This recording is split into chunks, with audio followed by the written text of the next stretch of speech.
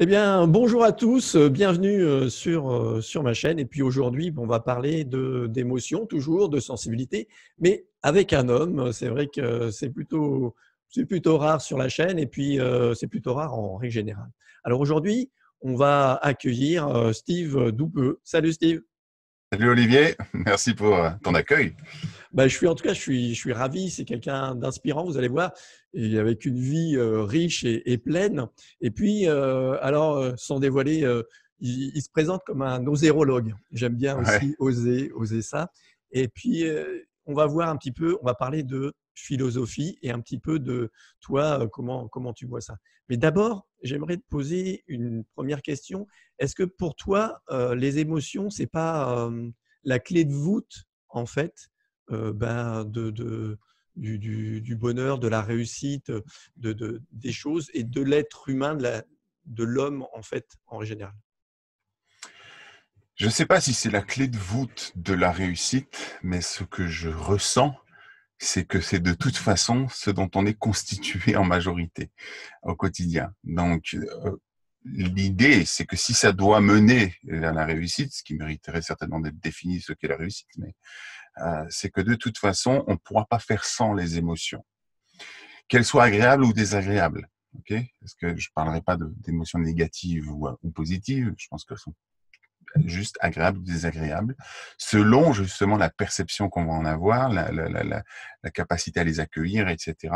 Et l'acceptation ou non de ces émotions. Donc si on doit parler de réussite, quelle qu'elle soit, et à quelque niveau que ce soit, je pense que ça ne peut pas venir sans l'observation et l'acceptation, juste, et la compréhension aussi parfois de ces émotions. Ouais, c'est ça. Pour moi aussi, enfin, ça passe par là, par cette compréhension, cette acceptation des émotions. Et est-ce que justement ça, c'est pas quelque chose de très important dans ta philosophie? Et c'est très important. C'est oui, moi je parle de philosophie, c'est vrai, et c'est très important dans cette philosophie là pour moi. Mais quand je dis que c'est très important, ça ne veut pas dire que j'y parviens toujours. Mais par contre, c'est très important pour moi de tendre vers ça. Et pour être tout à fait honnête, je pense que si je suis sensible à ces sujets-là, tout comme toi d'ailleurs, c'est que probablement que je n'ai pas toujours su justement être attentif à ces émotions, à ce dialogue finalement intérieur entre ces différentes émotions. J'ai pas toujours su être attentif entre mes émotions qui sont peut-être finalement mes émotions primaires, mais aussi mes émotions secondaires, c'est plutôt mes sentiments pour le coup. Euh, euh, et du coup, j'ai pu me perdre à plusieurs reprises. Et c'est ce qui fait certainement qu'aujourd'hui, j'ai beaucoup plus de sensibilité avec ça et que je porte beaucoup plus d'attention à ça et que j'en ai fait, en tout cas que je l'ai intégré comme élément important et même incontournable dans ma philosophie de vie. Ouais. Est-ce que tu peux nous raconter justement bah, une histoire, une de tes histoires où justement tu n'as pas pris conscience, tu n'as pas su suffisamment écouter bah, cette sensibilité, ces émotions, et comment aujourd'hui peut-être tu en as fait une force? Oui, euh, parce que c'est ça en fait l'idée. C'est-à-dire que moi j'accompagne, alors comme toi j'accompagne les entrepreneurs et aussi des particuliers, parce qu'un entrepreneur est avant tout un particulier. Mais je dirais que je les accompagne à, si ce n'est développer leur activité, en fait, je me rends compte que 90% du temps, je les accompagne parce que j'ai ce parcours de thérapeute aussi, et c'est pour le coup un avantage pour moi, mais justement, je les accompagne à transformer ces capacités d'auto-sabotage en avantage. Parce que finalement, dans cette difficulté émotionnelle qu'on peut vivre au quotidien, il y a certainement des pépites qu'on peut aller chercher. Mais la plupart du temps, on ne veut pas y aller. On peut y aller parce que c'est inconfortable, ces émotions, d'accord? Ça fait peur, ça fait mal, c'est douloureux. Donc, on préfère les mettre de côté à l'écart. On ne préfère pas les écouter, les entendre. Mais ce faisant, on passe très certainement à côté de même, possiblement de notre zone de génie. Alors, te raconter une histoire par rapport à ça. Écoute, j'ai fait 2 films documentaires. 2 films documentaires. Des histoires, j'en ai plein, mais je vais prendre celle-là. J'ai fait deux films documentaires. Un premier film sur l'hypnose Mhm. et un deuxième film sur l'EFT. Donc l'EFT, c'est Emotional Freedom Technique, pour ceux qui ne connaissent pas. Donc technique de libération émotionnelle, justement. Et je pense sincèrement que mon incapacité à l'époque, qui est liée à mes blessures, ok, mes blessures qui chez moi sont souvent les blessures en priorité de trahison et de rejet, abandon, c'est un peu mitigé, okay, mes principales blessures m'ont amené certainement à saboter un petit peu et la qualité du travail, des relations et du projet qui aurait pu durer beaucoup plus longtemps en fait. Ce qui veut dire que je l'ai observé, j'ai appris à observer ça. Donc, on a sorti 2 films documentaires, mais normalement, on aurait dû en sortir une dizaine. Bon, après, il y a des considérations financières et tout ça qui faisaient que c'était compliqué, bien sûr. Mais si je prends ma part, parce que ça, c'est important, je pense, d'observer et de prendre sa part de responsabilité dans un projet lorsque il est écourté. Eh bien, si je prends ma part, je dirais que même si les films qui existent sont de bons films et trouvent vraiment leur public et font leur effet et remplissent leur mission, il n'en demeure pas moins que je pense que l'expérience vécue aurait été beaucoup plus agréable et confortable et peut-être même aurait donné beaucoup plus de suite si je n'avais pas laissé mes peurs, mes émotions, mes blessures diriger en fait ma vie à ce moment-là. Et en même temps, il y a cette observation aujourd'hui, et c'est ça qui pour moi fait que je vais en faire une force. Et cette observation aujourd'hui, justement, que je me place en observateur sans juger, sans me culpabiliser de tout cela, avec bienveillance mais sans complaisance, de me dire, Steve, ici, ton comportement, ta façon d'être, à ce moment-là, ce serait pas une bonne idée de le reproduire, de le laisser en l'état. Voici ce que tu dois pouvoir mettre en place peut-être pour pouvoir justement rectifier ça, travailler dessus, en l'occurrence appliquer les outils que tu enseignes et incarner ton message encore plus pour pouvoir que ce soit plus facile dans le futur. Donc c'est toujours une question d'observation, d'ajustement pour obtenir de la transformation. Ouais. La transformation, et je pense que pour les entrepreneurs, c'est important. Comme tu le disais, que pour moi, c'est cette acceptation, c'est vivre les émotions comme elles sont et sans les bloquer, sans vraiment les mettre de côté parfois, ça apporte cette fluidité, ce côté plus agréable, plus dans le business, dans ce que l'on fait, dans tout ce qui se passe dans nos vies.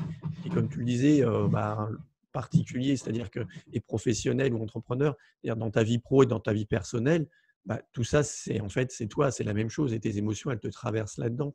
Et du coup, pour que ce soit simple, facile, léger, je pense que voilà, c'est important d'apprivoiser, d'écouter de ces émotions et d'être avec elles. Et c'est vrai que c'est pas toujours simple quand on est un homme, parce que c'est pas quelque Oui, chose. mais alors moi, les entrepreneurs que j'accompagne souvent, je leur explique parce qu'aussi je suis passionné de tout ce qui est storytelling, de création de contenu, etc. Et comme je leur dis, mais les personnes qui viennent travailler avec vous, qui veulent vous solliciter, certes qu'elles peuvent être interpellées parce que vous avez une promesse qui est bien définie, mais ce qui fait qu'elles resteront avec vous, c'est parce qu'elles auront d'abord connecté avec la personne que vous êtes. Et la difficulté, et en général, on va connecter avec le héros d'une histoire, par exemple un film, un roman, parce que c'est quelqu'un de profondément humain et donc imparfait, et donc vulnérable, et donc fait d'émotions et de paradoxes finalement. C'est ça qui fait que du coup on se rapproche de la personne et on se dit hey, comme moi, je me retrouve en cette personne-là. Mais les professionnels du bien-être que j'accompagne vont souvent être dans cette fragilité-là, c'est-à-dire que dans cette difficulté à exprimer leur imperfection, leur vulnérabilité, leurs doutes, leurs insatisfactions, leurs paradoxes. Et donc, ce faisant, ils se coupent effectivement de personnes qui vont de toute façon connecter avant tout avec le cœur. On est beaucoup dans la tête, on est beaucoup dans le marketing, on est beaucoup dans tout ça, et on oublie que au fond tout ça c'est en surface, alors qu'il y a de la profondeur à aller chercher, et que le marketing doit être au service de cette profondeur. C'est un peu la même façon de dire, je suis un peu dans l'ego parce que pour moi le marketing c'est quelque chose d'assez masculin. On en parlait en off tout à l'heure, mais c'est un peu masculin, c'est un peu presque égotique. C'est regardez moi comme je suis beau, regardez comme je brille, regardez comme je suis bon, regardez mes résultats, regardez mes clients les résultats qu'ils ont, regardez ce que je vous offre, regardez ce que je vous promets. C'est assez égotique quelque part, mais Ça ne veut pas dire que c'est pas bon. La question, c'est est-ce que cet ego est au service de quelque chose de beaucoup plus profond qui est l'être. Et, et c'est là, pour moi, qu'il y a une alliance à créer entre les deux. C'est jamais bon, finalement, de séparer ni l'être, ni le faire, ni l'ego, ni le soi, ni le créatif, ni le structurel. Au fond, le but, ce serait pas de séparer, ce serait d'arriver à faire l'alliance entre les deux pour créer une forme d'harmonie qui va justement être fluide et permettre de se réaliser quand on est un professionnel du bien-être. Mais c'est vrai que il faut d'abord accepter. Alors moi, je dis que je suis au zérologue parce que, au fond, praticien en hypnose, praticien en EFT, relaxologue, etc. Et puis je me disais, mais j'arrive pas à me retrouver. Il me faut quelque chose de plus généraliste. Et ce que j'ai observé quand j'accompagnais en cabinet, c'est que la plupart des gens qui venaient de me voir et qui étaient mal dans leur peau, eh bien, c'est tout simplement parce qu'elles n'osaient pas être qui elles sont vraiment. Pourquoi? Ben, parce que souvent, elles ne savaient même pas qui elles y étaient vraiment, à force de s'être conformées. Elles avaient complètement oublié, mais qui elles sont, qu'est-ce qu'elles veulent dans la vie, etc. Et deux, si elles le savaient, de toute façon, elles n'osaient pas l'exprimer, de peur d'être jugées, critiquées, rejetées, etc.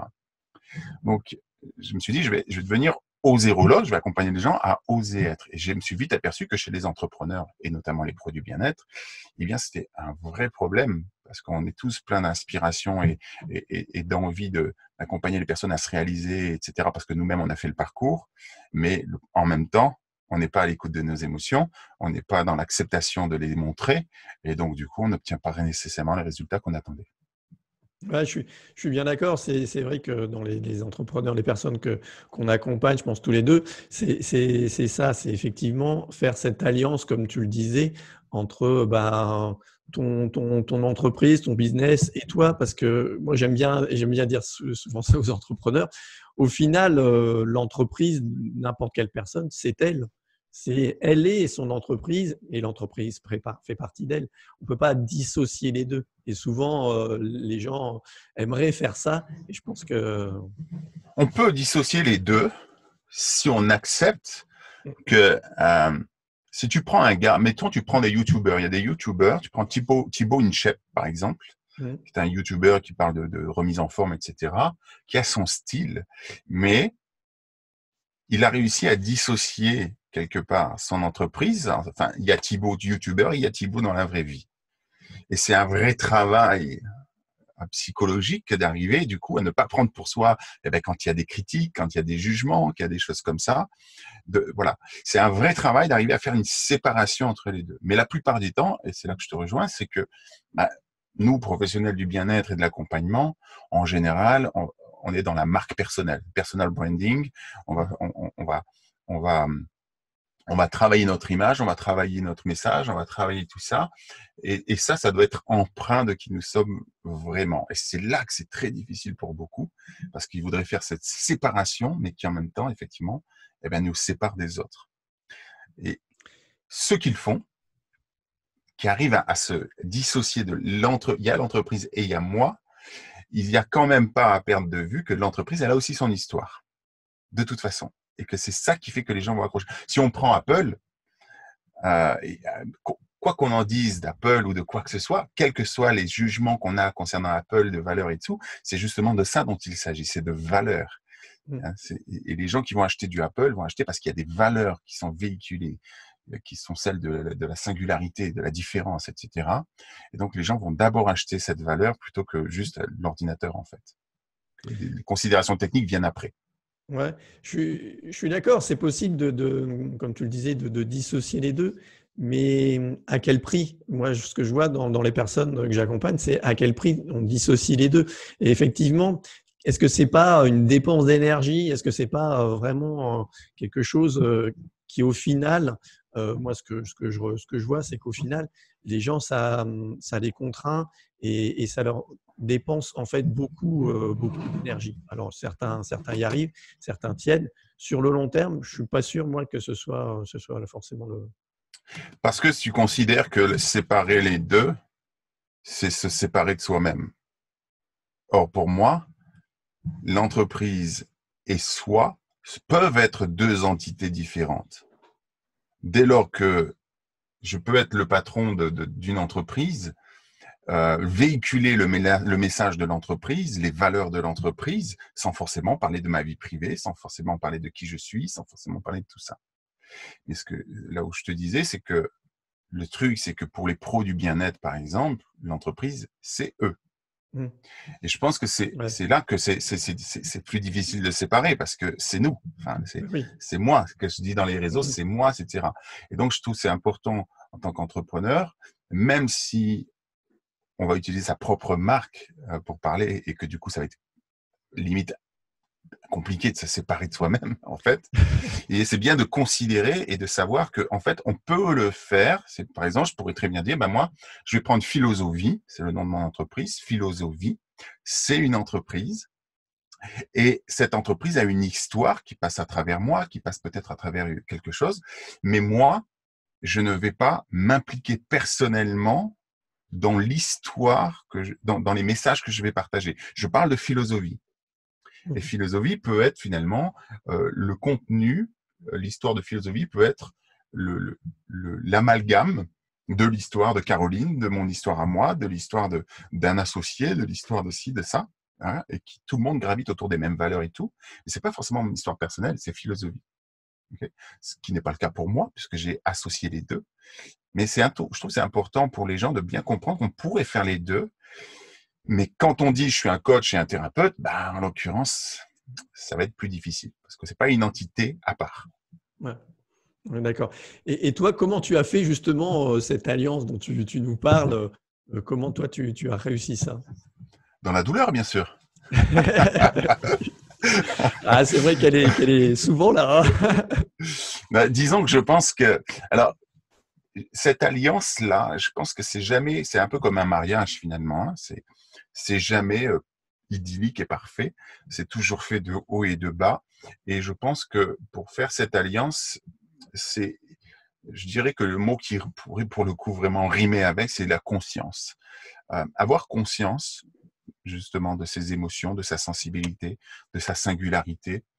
Avoir conscience des enjeux, avoir conscience aussi que en tant qu'entrepreneur par exemple, il y a des règles. C'est dans le sens que si je veux qu'on me trouve, si je veux qu'on me voit, si je veux qu'on fasse appel à mes services, je vais devoir m'exposer, je vais devoir accepter les critiques, je vais devoir accepter de ne pas être aimé. Et donc, tout cela est un travail au quotidien quelque part, mais c'est finalement purement émotionnel, mais va permettre de faire l'alliance entre l'être et le faire, c'est-à-dire qui je suis profondément comme personne, dans son imperfection, dans ses doutes, dans sa fragilité, dans sa vulnérabilité. Est-ce que je suis prêt à l'assumer? Peut-être pas tout, dans le sens, je suis pas forcément prêt à tout mettre sur la place publique, je suis pas sûr que ce soit d'ailleurs ce qu'il faut faire, mais d'en donner un petit peu pour être dans le faire du coup. Mais tu sais, il y a une phrase qui pourrait résumer tout ça pour moi. Enfin, moi, c'est un peu une punchline pour moi. C'est si tu ne fais pas ce que tu es, tu n'existes pas. Je dirais même, t'es pas en vie, parce qu'il y a plein de gens qui existent, comme le disait, j'ai oublié le nom. Ça va me revenir. Je crois que c'est peut-être Oscar Wilde de mémoire, qui disait vivre est la chose la plus rare au monde. La plupart des gens se contentent d'exister. Donc, si tu ne fais pas ce que tu es, j'ai envie de dire, tu n'existes pas. Et pire, en fait, tu n'es pas en vie. C'est pas toi. T'es pas vivant. Tu es là, tu es présent, tu existes, mais tu n'es pas en vibration. Et je pense que cette histoire d'alliance, c'est vraiment ça. C'est arriver à faire ce que l'on est. Et ça demande, bien entendu, d'identifier qu'est-ce que je veux faire, qu'est-ce que j'aime faire, qu'est-ce qu'il faut faire aussi pour obtenir mes résultats, des objectifs, en fonction, sans me renier, sans me rejeter, sans me conformer de qui je suis. Ouais. C'est comment faire, si tu veux, c'est un travail d'observation, de réglage, et puis d'humilité. Je crois que le mot est très important, d'humilité, encore plus dans le développement personnel. Parce qu'on développe si facilement un ego spirituel. Moi, je sais, moi, j'ai compris. Et puis, on veut donner des leçons à tout le monde. Et ce que j'ai compris maintenant avec quelques années d'expérience, c'est qu'au fond, je sais rien. Je ne fais rien. Des fois, les gens se disent, c'est un expert, Steve est expert en machin. En fait, au fond, je suis expert de rien. Et comme j'aime le dire, je suis expérimentateur. Ça, je veux bien, mais beaucoup plus qu'expert. Mais en fait, je pense qu'on est expert et qu'on devient expert de sa propre vie et que c'est ça c'est ce qu'on partage aux autres et que si certains se reconnaissent là-dedans et qu'ils ont envie de suivre cette voie-là, eh ben, c'est juste là-dessus dont on est expert. Et moi, je vois mon métier aussi comme de l'accompagnement. J'accompagne les gens. Moi, j'ai fait un chemin et j'accompagne les gens là-dessus. Et comme tu le disais, des fois, c'est inconfortable, hein, c'est douloureux.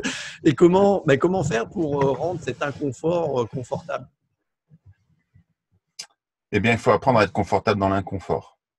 Effectivement. C'est-à-dire qu'il y a probablement à accepter que ce sera inconfortable, de toute façon. Et cesser de se faire croire que ça doit être toujours simple et facile, que ça doit toujours être idyllique. Mais en même temps, garder l'espoir que ça le soit, même quand ça l'est pas. Ça, c'est un peu comme ça, mais je pense que ce qui fait beaucoup souffrir les personnes, c'est qu'elles se font croire que ça devrait être un long fleuve tranquille. Et toi comme moi, on sait que, et comme tout le monde d'ailleurs, on sait très bien que le battement du cœur, c'est pas un long fleuve tranquille et que quand ça l'est, c'est pas bon signe. La vie, finalement, c'est jamais une ligne droite. Et le jour où ça devient une ligne droite, c'est la mort.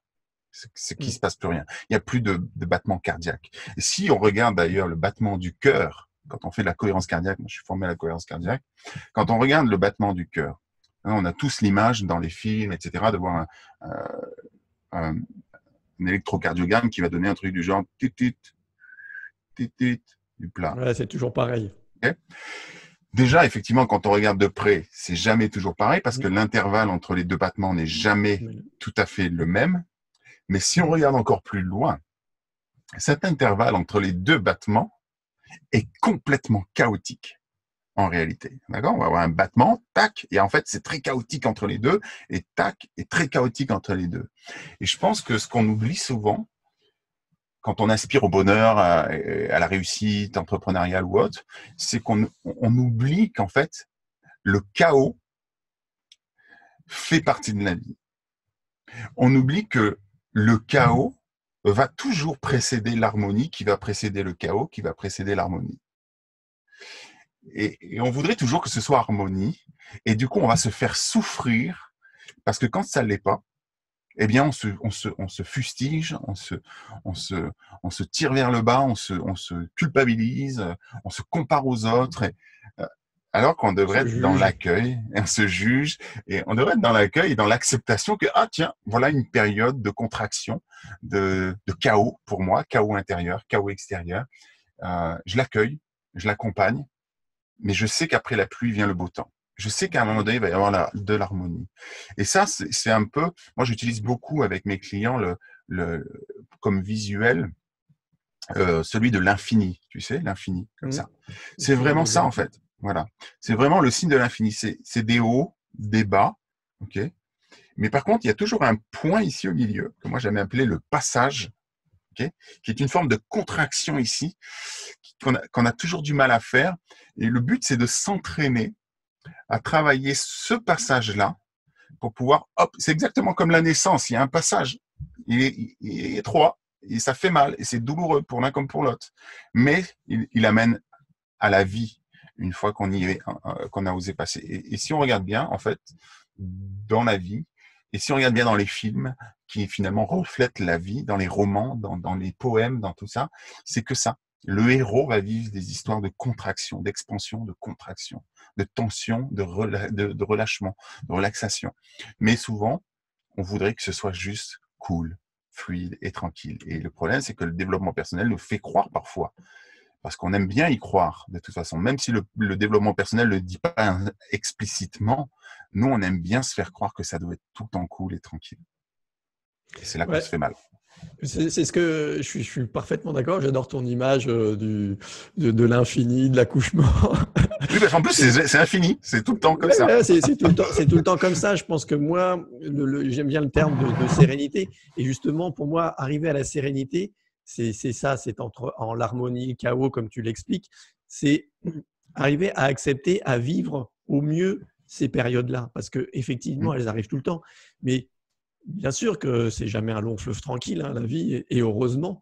Mais pour moi, la sérénité, c'est être en capacité, une fois que tu as cette capacité, et ça s'apprend, d'arriver à vivre justement ces passages, ces contractions, ces blocages au mieux pour pouvoir juste les vivre simplement et naturellement. C'est le travail qu'il y a à faire. C'est là que le pouvoir de l'acceptation va faire toute la différence, et de l'observation et de l'acceptation. C'est que oui, ce qui est difficile, c'est pas tellement le chaos, c'est le fait qu'on n'accepte pas de vivre ce chaos. Donc c'est double peine. C'est Mmh. difficile parce que c'est une contraction, donc c'est pas agréable en soi nécessairement. Mais c'est double peine et c'est d'autant plus douloureux qu'on ne l'accepte pas. Alors que finalement, si on est capable de développer cette capacité à accepter, à observer et accepter, là, on va être dans le relâchement du coup, et ça va passer beaucoup plus facilement. On va être justement plus proche de cette paix de l'esprit que tout le monde recherche au fond. Et tu sais, ça me rappelle un souvenir d'enfance. J'ai compris ça très tôt, sans toujours en avoir conscience. Et là, le fait d'en reparler, je reconnecte avec ça. Lorsque j'étais gamin et que je me souviens d'une fois où je suis allé chez le dentiste. Et tu sais, quand j'ai 45 ans, donc à l'époque, les dentistes, c'était pas des bouchers, mais presque. Hein. Ouais, je me rappelle bien. Et je me souviens que ce jour-là, ce dentiste devait me faire une piqûre pour anesthésier. J'avais une peur bleue qu'il me fasse une piqûre. Et je vois encore la piqûre où il mettait les 2 doigts dedans et clac. Et ma mère était à côté de moi et ce jour-là, elle m'a dit un truc qui m'a marqué. Mais j'avais quoi, 5, 6 ans pour te dire à quel point ça m'a marqué. Elle m'a dit, Steve, plus tu te contractes, plus ce sera douloureux. Et au fond, c'était un enseignement que j'ai mis très longtemps à comprendre. Mais c'était un enseignement d'une profonde sagesse, sans même qu'elle peut-être elle-même se rende compte de ça. C'est juste qu'aujourd'hui, quand on traverse des moments douloureux et de chaos, on a cette réflexe, et je dirais presque archaïque, normal finalement, de se contracter, ok, pour résister à la douleur. C'est une façon de se battre contre cette douleur, contre ce chaos. C'est archaïque, c'est normal, on ne va pas se juger de ça. Mais je pense que c'est une des meilleures façons de souffrir encore plus. Et donc, tout le travail, effectivement, pour accéder à un maximum de sérénité, c'est d'apprendre à relâcher encore plus dans ces moments-là. Ouais, je suis parfait. Ouais, je suis d'accord. Alors moi, pour l'histoire du dentiste, moi, c'était pas une aiguille. Il est arrivé, je me souviens, avec une sorte de pince, mais un truc grand comme ça, quoi. Et il pinçait la mâchoire comme ça pour t'envoyer le liquide anesthésiant. J'ai vu ce truc, tu vois. Alors moi, en plus, gosse, j'ai cru que le truc, il était oui, c'est énorme. ça, c'est énorme. Ça m'a marqué à vie. Mais pour revenir, je pense que, ouais, c'est ça, cette contraction, cette relaxation. Moi, je vois là le stress. On parle beaucoup du stress et tout ça. Et le stress, il est normal. Il est dans nos vies, c'est une adaptation, c'est tout à fait normal. Nécessaire. Il est nécessaire. Mais le stress, il doit, voilà, tu as un pic de stress et après tu redescends. Tu as un pic de stress et tu redescends. Dans ta vie, dans ta journée, c'est comme ça. Et souvent, les gens, dans cette contraction, ne redescendent pas. En fait, ils restent. Et c'est quoi le burn-out? C'est quoi toutes les dépressions? Tout ça, c'est que en fait, tu restes là-haut dans ce stress et tu ne descends pas. Et l'apprentissage qu'on doit faire, enfin pour moi, c'est justement apprendre, comme tu le disais, dans la vie, les choses qui arrivent, c'est pas un long fleuve tranquille. Ok, je suis là, comment je fais pour redescendre? J'apprends à redescendre. Alors, il y a plein de techniques. Oui. Voilà, on a chacun la sienne, on a chacun sa façon. Et c'est vrai, comme tu le disais, la responsabilité, l'acceptation, c'est déjà les étapes. Et après, il y a des outils techniques, quoi. Oui, et puis après, il y a à faire fonctionner la raison, enfin le bon sens, j'ai envie de dire. C'est-à-dire que c'est là que je parle de conformité souvent. Et évidemment que dans nos sociétés, on est pris dans un flux, dans une frénésie, parfois de laquelle on a du mal à s'extraire. Mais les techniques peuvent être simples. Genre, moi, je travaille, je suis nomade, je travaille à l'année en voyageant, etc. Et pourtant, je peux passer une journée. Hier, j'ai passé la journée entière dans mon camion à travailler, j'avais beaucoup de travail. Et à la fin de la journée, je me suis dit, si tu n'as même pas pris le temps d'aller marcher, tu es en pleine nature au milieu de l'Espagne, tu es en Andalousie, tu es dans un paysage magnifique, tu n'as même pas été marcher un petit peu. Donc, ça commence par ça, en fait, cette prise de conscience-là et l'effort d'aller faire ce qu'on appelle finalement au fond, de faire des pauses, d'aller marcher en forêt, d'aller écouter une musique, etc.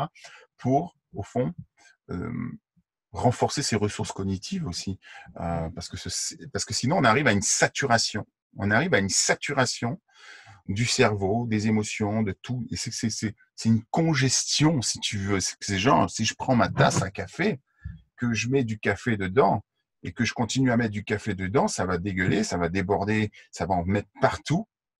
Mais je continue à en mettre. D'accord. Et les gens, souvent, le café qui déborde, c'est le burn-out. On n'en peut plus, on est saturé, on est en stress. Il n'y en a plus, ça déborde, on n'y arrive plus. On sature, ça le fait plus, mais on continue d'en mettre, on continue d'en mettre. Il n'y a pas de bon sens, c'est-à-dire à un moment donné de se dire j'arrête, je vide ma tasse là, j'arrête, il faut que je me calme, il faut que je me détende, il faut que je me repose. Et donc, il n'y a pas à culpabiliser de ça, c'est juste de réaliser qu'on est parti dans un système qui fait qu'on s'oublie en fait. C'est ce que je disais tout à l'heure, c'est que les gens qui venaient me voir en cabinet, qui étaient dans le mal-être, elles étaient dans le mal-être parce qu'elles n'osaient pas être qui elles sont. Et quand je dis ne pas oser être qui on est, c'est pas forcément être toujours dans l'action pour être qui on est, c'est aussi être dans l'inaction. C'est d'ailleurs beaucoup plus difficile la plupart du temps d'être dans l'inaction, de s'arrêter, de ne rien faire, est beaucoup plus difficile que d'être toujours dans le mouvement et de toujours faire quelque chose.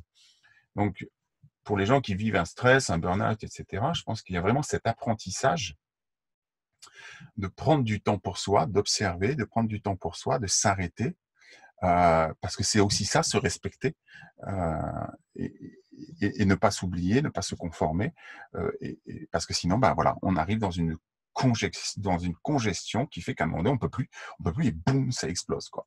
Ouais.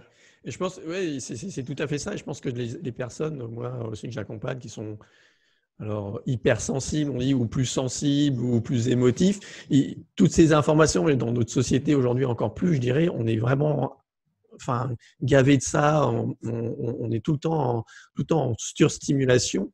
Et pour les gens justement qui sont hyper, c'est encore plus difficile, et de réapprendre justement à ça. Et pour moi, ça passe par une chose essentielle, et tu vas me donner ton avis. Pour moi, c'est de l'hygiène de vie, ce qu'on appelle l'hygiène de vie. Pour moi, elle passe par les habitudes. C'est changer ses habitudes, en fait. Comme tu le disais, aller se balader, prendre un temps pour soi. Ça doit devenir une habitude. Comme moi, j'aime bien dire, comme tu te brosses les dents souvent, eh bien, tu dois prendre un temps pour toi, d'aller te balader, de revenir à toi, de t'écouter. Voilà, je pense que c'est vraiment la clé, c'est de changer ses habitudes. Oui, il existe un livre qui s'appelle Le pouvoir des habitudes, et je trouve que le titre est réellement très bon parce que c'est réellement ça. Changer une seule habitude dans sa vie peut transformer sa vie. C'est fou de se dire ça. Je veux dire, une petite habitude toute simple peut transformer la vie. Tu parlais du brossage des dents. Une personne qui se brosse jamais les dents depuis la naissance, tu peux imaginer un peu l'état de sa bouche, de sa santé, parce qu'on ne parle pas que des dents, là, c'est juste un environnement qui peut choper des tonnes de bactéries, etc., donc des maladies, etc. Une personne qui n'a pas pris cette habitude de se laver les dents, on peut imaginer que sa vie soit écourtée de quelques années, assez facilement, qu'elle chope des maladies en permanence, qu'elle soit tout le temps malade, ou que sais-je, qu'elle ait des douleurs. Et juste avec cette habitude-là, toute simple, le matin, de se laver les dents, elle s'épargne une tonne de souffrance, une tonne de mal-être. C'est fou d'y penser à ça. Donc, c'est vrai pour le sport, c'est vrai pour l'alimentation, c'est vrai pour aller marcher en pleine nature, c'est vrai pour tout ça. Pour moi, là, je te rejoins à 3000%. C'est trouver l'habitude qui nous correspond, la mettre en place, ça peut transformer notre vie. Mais la plus grande difficulté, c'est que la plupart du temps, ce que l'on a tous envie, c'est de changer des habitudes et rajouter de nouvelles habitudes, que ça arrive vite, que ce soit rapide, que ce soit facile, et donc on va en mettre plein, et puis on va laisser tomber au bout d'un moment parce que c'est quelque chose qui prend du temps d'installer des habitudes et qui demande une certaine discipline. Oui, et parfois d'accompagnement. Et parfois d'accompagnement. Je pense que ça, c'est important. Et comme tu le disais, moi, avant, je travaillais en biologie dans la recherche. Et le plus gros impact sur l'espérance de vie, en fait, il a été fait dans l'hygiène. C'est-à-dire qu'à partir du moment où les gens se sont lavés et brossés les dents, comme ça a changé énormément la santé des gens. Je veux dire, ça a été le plus important. Oui. Et aujourd'hui, je pense qu'après cette hygiène, je dirais corporelle, je pense qu'il faut faire une hygiène mentale. Il faut développer cette hygiène mentale chez les gens. Voilà. clairement, Moi, clairement. c'est mon leitmotiv, c'est vraiment ce que j'ai, vraiment ce qui me fait vivre et ce que j'aime apporter aux gens, quoi. Mais clairement, et puis alors, quand on accompagne comme toi et moi les professionnels du bien-être, par exemple, là, encore ce matin, j'ai des clients qui m'envoient des messages. Oh là là, je suis complètement, je sais plus où j'en suis, je suis saturé, je dis, t'es saturé. Donc ils attendent des réponses, ils attendent des solutions, ils attendent des stratégies, ils attendent. Ok, t'es saturé. T'as fait quoi cette semaine pour prendre du temps pour toi? T'as fait quoi cette semaine pour vider ta tasse qui sature, pour décongestionner tout ça? Parce que c'est du bon sens. C'est du bon sens, mais on veut tous vite des résultats. On nous vend sur Facebook des tonnes de stratégies, des super formations, le machin là, le truc là-bas, le truc là. Et on est comme des fous à vouloir machin. Moi le premier, mais ces dernières années, parce que justement, je suis parti dans tous ces sens-là, j'ai réalisé qu'en fait, j'étais en train de saturer, de m'éloigner de mon être. Mes accompagnements, finalement, étaient plus stratégiques que introspectifs ou ce genre de choses. Et il a fallu vraiment que j'apprenne à m'arrêter, et je continue, à m'arrêter, à me poser, à déposer pour lever cette confusion-là. On connaît tous l'image aussi de cette tasse qui est pleine de boue et qu'on n'arrête pas d'agiter. Ben, c'est pas surprenant qu'on puisse pas voir au travers. Il faut pouvoir laisser poser pour laisser tomber la boue au fond du verre et voir la clarté. Et en fait, souvent, en tout cas pour les entrepreneurs sensibles, hypersensibles, surdoués, zen, multipotentiels, slashers, je me reconnais dans toutes ces définitions, comme beaucoup de gens que j'accompagne. Mais je pense que l'un des dangers, d'ailleurs, pour moi, c'est de s'étiqueter avec ces mots-là. Ouais. Et du coup, de justifier notre fonctionnement. Ce matin, je faisais un enregistrement où j'expliquais que moi aussi, quand j'achète un livre, j'ai l'impression d'avoir déjà transformé ma vie juste en ayant lu le titre. Et ça me fait du bien, en fait. Donc, du coup, j'achète plein de livres. Okay, et puis, j'en ai plein sur mes étagères. Et puis, j'en ai plein que j'ai pas lu. Et puis, j'en ai 3, 4, 5, 6 d'ouverts en même temps. Okay. Puis là, il y a des gens qui vont dire, mais Steve, c'est normal, tu es un zèbre, tu comprends, tu fonctionnes comme ça en arborescence, et donc toi, tu as besoin d'ouvrir plein de livres. Ouais, ok, mais je suis ok avec ça. Mais concrètement, qu'est-ce que ça m'a apporté? Concrètement, à part du savoir, est-ce que ça a amené une transformation en moi? Non. Pourquoi? Parce que je n'ai pas pris l'habitude d'appliquer. Si j'avais pris le premier livre, l'un des premiers que j'ai lu en développement personnel, les 4 accords Toltec, et que depuis 5 ou 6 ans, je n'appliquais que ça, mais ce serait énorme, ma vie. Certainement, aujourd'hui, me serait évité, mais bien des souffrances. Au lieu de ça, j'avais besoin de nourrir mon ego spirituel, ou que sais-je encore, et c'est ok, on a vraiment besoin, hein, de toute façon, de ça, de toute façon, de se nourrir, de passer par ça. Mais à un moment donné, je pense que ça va être un moment pour tout un chacun de vérifier, ok, concrètement, est-ce que ce que je mets en place, est-ce que mes habitudes au quotidien sont réellement bonnes? Et je suis très content que tu abordes ce thème, parce qu'en fait, on est tous pareils. On a une situation actuelle, on a une situation désirée, ok? Et on fait quoi pour aller de notre situation actuelle, souvent qui est jamais satisfaisante, ce qui là aussi on pourrait discuter, pour aller vers une situation désirée? Eh bien, on prend le chemin le plus court, hein, on passe par là. Ouais, le chemin le plus court. Mais on ne prend pas conscience que cette situation actuelle, elle découle juste en dessous, hein, de nos habitudes, qui elles-mêmes découlent de nos croyances, de nos pensées, de notre psychologie actuelle, qui elles-mêmes découlent de notre histoire. Et qu'en fait, le chemin devrait être fait comme ceci. Pour aller ici, on devrait passer par là, faire le tour, et ici développer, donc peut-être effectivement une nouvelle histoire, en tout cas transformer l'histoire, pourquoi pas, mais en tout cas développer une nouvelle psychologie, un nouveau mindset, développer de nouvelles habitudes qui nous permettront d'arriver à la situation désirée. Et quand on fait ça, on y arrive à la situation désirée. Mais le plus beau dans tout ça, c'est que quand on est dans la situation désirée, parfois, parce que c'est aussi naturel et qu'on est imparfait et impermanent, et que tout change, eh bien, on va retourner à notre ancienne psychologie. Et là, on va se dire, oh merde, ça, c'est les mecs qui ont arrêté de fumer.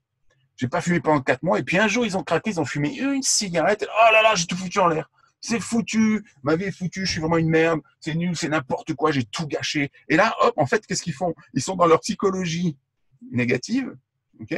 Ils reprennent leur habitude et ils se retrouvent à la situation de départ. Au lieu de se dire, c'est ok, Je me suis planté. C'est juste, c'est OK, c'est bon, c'est pas grave. Je me suis planté, j'ai eu un écart, mais je reviens à ma psychologie qui me permettra d'aller dans la situation désirée. Et tout ça, on est bien d'accord que, au final, les habitudes, si on change ses habitudes avec intelligence, progressivement, sans vouloir tout mettre trop vite, trop fort, trop d'un coup, sans juste jouer avec le muscle de la volonté, mais bien en comprenant ses émotions et comment elles fonctionnent pour installer de nouvelles habitudes, eh bien là, on a une transformation de vie, pro et perso. Je pense que les gens, là, il y a une grosse pépite parce que je pense que tu viens de résumer notre travail à tous les deux. Enfin, je pense qu'on travaille comme ça. C'est tout, c'est ça. Voilà, je n'ai rien à dire de plus. Je pense que c'est ça, aller chercher en profondeur pour changer ses habitudes après, voilà, et travailler sur ses émotions. Je pense que tu as super bien résumé. C'est un travail pour toi, pour moi, pour tous les gens qu'on accompagne. Et c'est là qu'il faut avoir cette humilité de dire, si moi je le comprends aujourd'hui et que je sais l'expliquer, c'est parce que moi, le premier, j'ai pris ce chemin le plus court. Et qu'aujourd'hui encore, parfois, j'ai tendance à vouloir prendre ce chemin le plus court. Et à chaque fois, je vais vérifier que je me plante au milieu du chemin, que c'est pas juste pour moi, que c'est pas moi, qu'il y a un truc qui m'empêche. Il y a quelque chose au fond que j'ai pas voulu écouter, entendre, et qui fait que ça ne marche pas.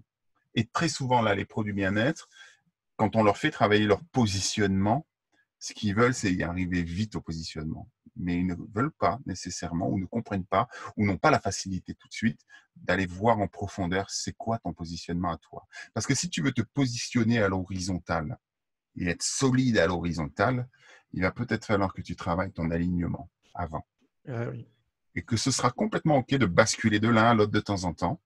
Mais si tu es aligné, quand même dans les profondeurs, si tu es bien ancré par rapport à qui tu es, ce sera quand même plus simple à vivre.